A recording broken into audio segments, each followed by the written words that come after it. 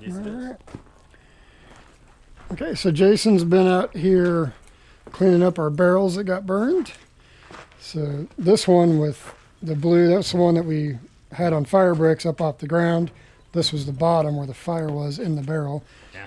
And it didn't quite burn the paint off, basically because air was getting under there and cooling it down. This is the one we had sitting on the ground and piled sand up around it, and it definitely burned everything off. So we're in good shape. He's been cleaning all the stuff off the barrels, using a putty scraper for the loose paper stuff. You have to be careful with those so you don't gouge and put scratches in the barrel. And then you've been using the brass brush and the Scotch-Brite pad.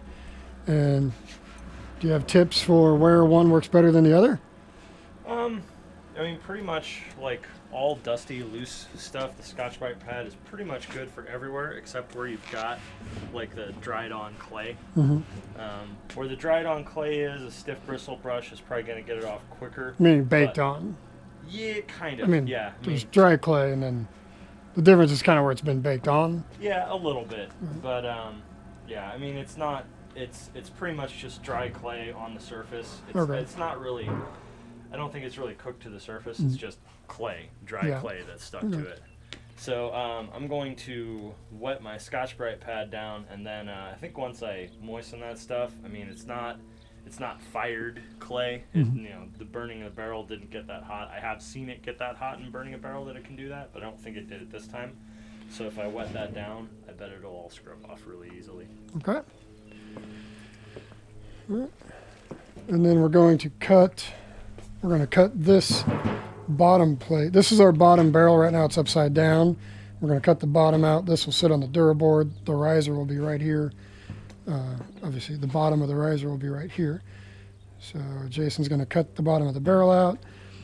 I'm going to leave a 1 inch or 1.5-inch ring just for stability, because we're also going to be cutting a chunk of this out for the where it sits over the batch box, over the bricks.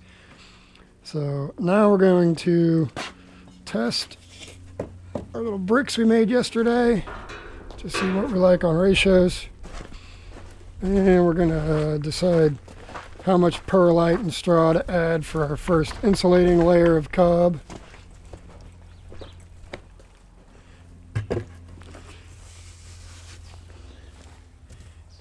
I could take more water. Yeah. It probably soaked down. There was a lot of dry stuff in the bottom, but I wasn't sure how much it was going to get. So this is a barrel of what came out of the other core that we dismantled. And it's basically mostly clay and perlite, a lot of perlite. And the perlite keeps soaking up water. There's a little wool in there as well. So the perlite is deceptive in how much water it will soak up. And when you think you have your mix right, if the perlite isn't fully saturated, after you're done mixing, it will continue to wick water from the clay and sand particles, thereby making it dry and wanting to crack apart. So you really got to have the perlite saturated. All right, so our test bricks.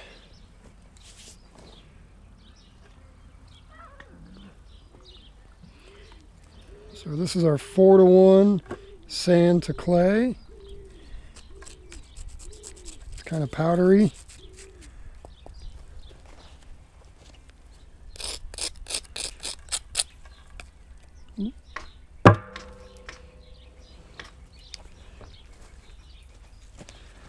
Let's see.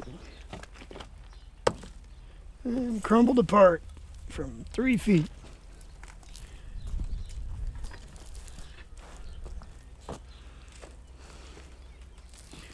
And it breaks up. Completely breaks up. This is 3-to-1 sand clay.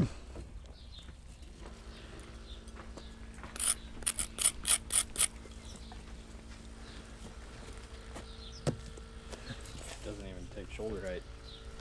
This one just blasted apart, the 4-to-1.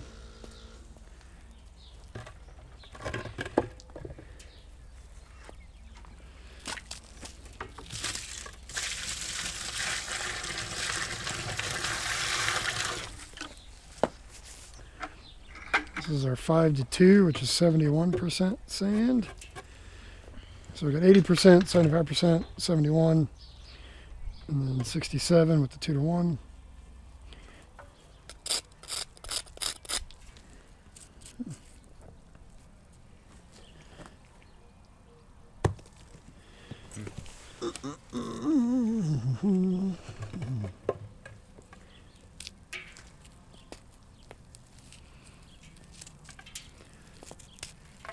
It's feeling a bit tougher.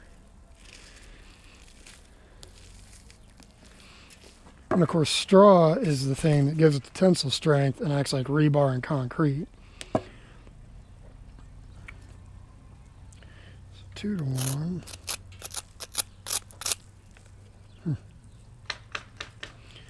And I think test bricks would generally be bigger than this, but we didn't have a lot of time. That's holding up a lot better.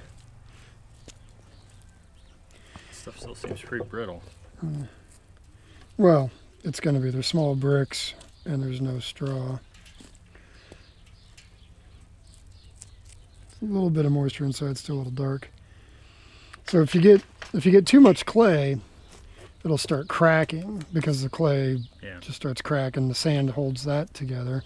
If it's too powdery, there's too much sand, you know, like this stuff, where it's just no pressure at all. It just pops. Yeah. So that's definitely too much sand. It's 3-to-1. Yeah, definitely too much sand.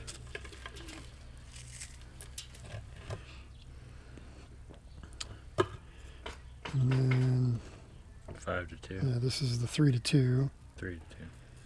Or no, the 5-to-2. You're right. Yeah, the 71% to 5-to-2.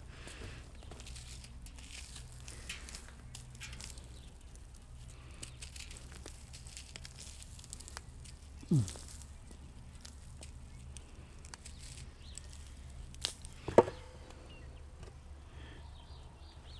then the 2-to-1.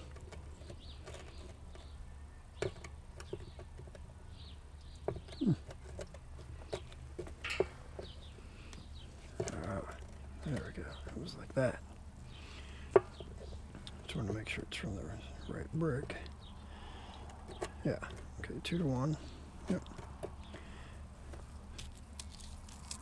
So once you get a little bit, they pretty much all will disintegrate like that without anything holding them together. But that sounds pretty good. That one just blasts apart. Oh, I like the 2-to-1.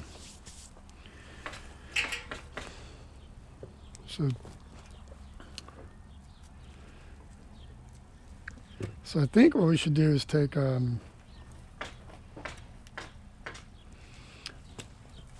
get a bucket and let's start doing our shovels. We'll do 2 shovels sand, 1 shovel clay, so that's our 2-to-1. And then we might as well just do a small batch on a time. There we go. It's small enough we could, well, you start getting 3 shovels is probably about like that in a bucket.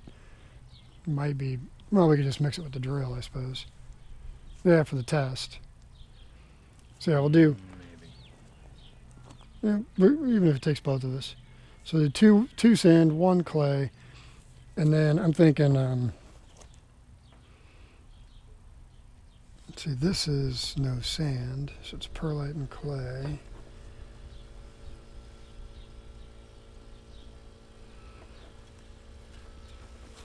Yeah, we'll do 1 shovel of that, and then straw to taste.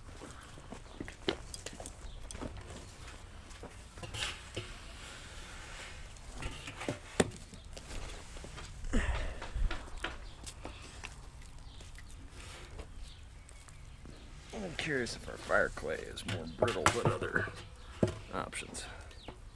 Which I think makes sense. Again, I mean, Everybody says bigger bricks test better. They give you a better performance evaluation. Okay. And this stuff's still wet inside, but it's good enough to get us done. And so this stuff,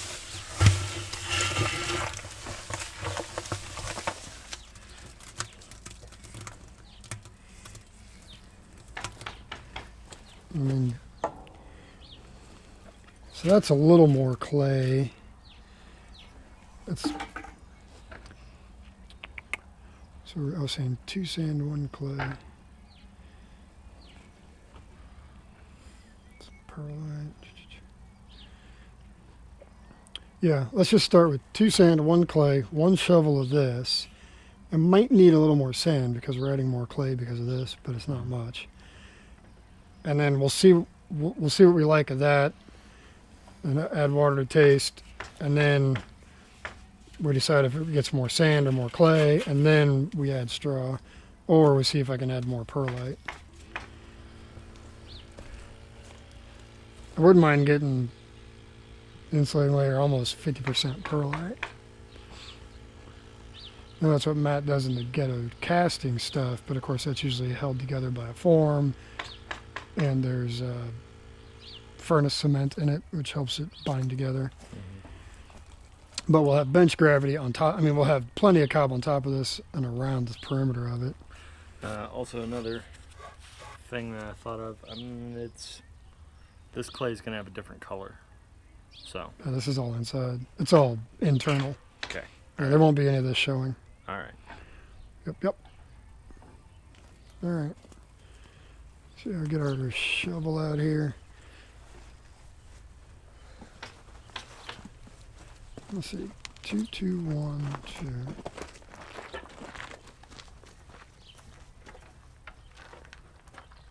2.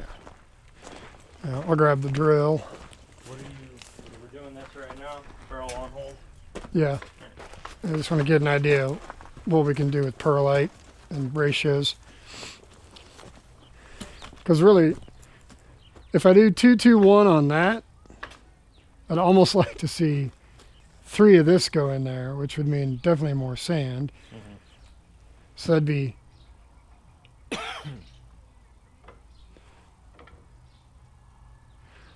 maybe let's go, because it's going to get big. Let's go 1/2,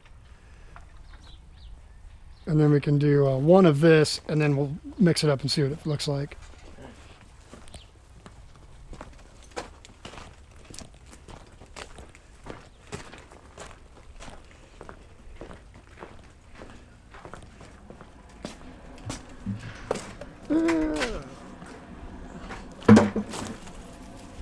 We can get the hoses strung out over there.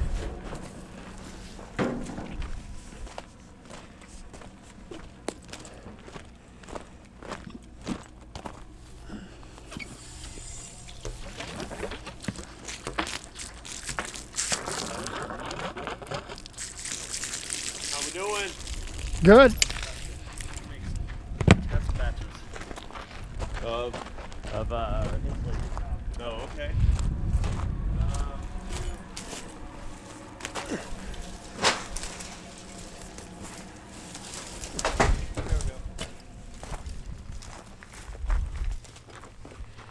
Just change the valves.